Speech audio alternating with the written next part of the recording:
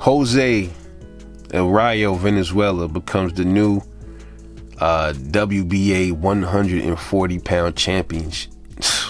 Wow, I was all the way wrong about this one. I had him getting stopped, but I also said I thought it was going to be a knockdown. I thought Pitbull Cruz was going to suffer the first knockdown in his career. It didn't happen. Glad I didn't touch on that fight. I didn't bet on it. But man, what a fight, man. What a turn of events. Shows you a lot, doesn't it? Shows you that you can't be one-dimensional in boxing, man. You can't be one-dimensional. That's why it's so good to have different styles, man. It's so good to have different styles. You can't just be a outboxer. It's not gonna work with every fighter.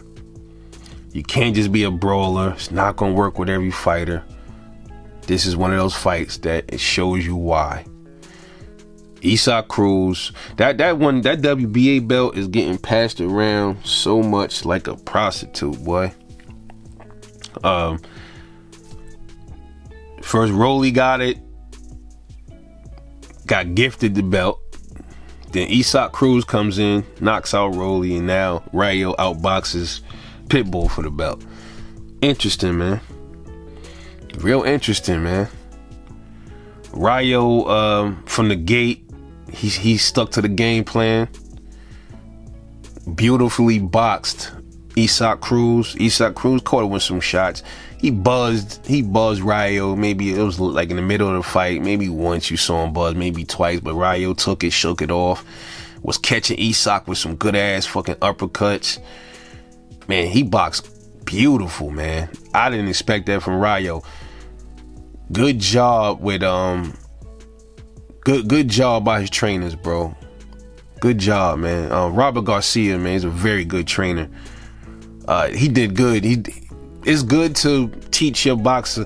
You can tell the difference. He been really working on Rayo, man. When it comes to the boxing, he working on him, bro. And that's a good tool to know how to outbox.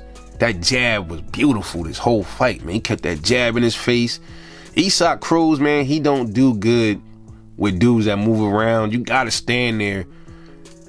And the only reason he want to fight Tank again is because he want the bag, bro. That's the only reason. Tank even would outbox him. He already outboxed him with one hand. You know, so the only reason he want to fight Tank again is because he want the check. He can't beat Tank, bro. Tank could probably, I don't know if it'll stop him the second fight if they was to ever fight, but I think it's possible, man, because Isaac Cruz, you still see openings to catch him, especially with the uppercuts. Rayo caught him with them uppercuts. If that was Tank, it probably would have been a different story, even at 140. I think Tank power is still there at 140. His power kind of carried up. It's not as devastating as it is at 135, so that's why Isaac probably be a little bit more durable at 135 if he fought Tank. It'll be a little bit different story, but I think Tank still would stop him though. Probably late. He'll stop him with something that he don't see or he run into or something like that. But Rayo did really well, man. I mean, when you focus, he said he was doing that for his mom and his pops. You see, a lot of times when these fighters, when they do shit like that, when fighters say that before they fight, I think it's a good idea to bet on those kind of fighters. When a fighter say, man, I just lost my mother, like, you know, like Buster Douglas, you know, or yeah, I'm doing this for my sister, man, she's sick, or I'm doing this for my parents, man, you better bet on them. They determined, because now it ain't all about them no more. They doing it for a different reason. So now they got a real reason to win, a solid reason to win. That shit is in their head. That's why it's hard to beat people that think like that, man. When they determined and shit, he looked like he was determined to get that belt from Isaac Cruz. He was focused and poised. Isaac was starting to get frustrated, but I was like, yeah, by like the 6th, 7th round, I said, yeah, Rayo, he took this shit, bro. He stayed disciplined. If Rayo would have stood there and banged on Isaac, he would have probably got knocked out and lost. So now Isaac Cruz stock goes way down because he don't know how to do nothing else, man. He don't know. He probably not going to be a belt holder again now. He had his little moment, and that's probably gonna be it for Isaac Cruz, because you gotta have different parts of your game, bro. You gotta have different parts of your game. You can't do one thing. And I know with Shakur Stevenson, people gonna say, well, he only know how to move around. No, he don't. You will see it though. You'll see. I think with Shakur and Tank, Shakur is cautious against fighters that he never sparred and stuff. I think he's very comfortable fighting Tank Davis. And y'all gonna find out when they fight, if they ever fight. But anyway, shout out to Isaac Cruz though. But that's it for you, buddy. No more belts for you until you learn. He's not gonna learn how to. You can't teach outboxing overnight, bro. It'll take a long time for him to learn. His arms is already short. He don't have a jab, you know. So what is it he gonna really? What can he really do? There's nothing else for him to really do but come forward and throw punches at you, man. That can't work with everybody, man. It's not gonna work with everybody, bro.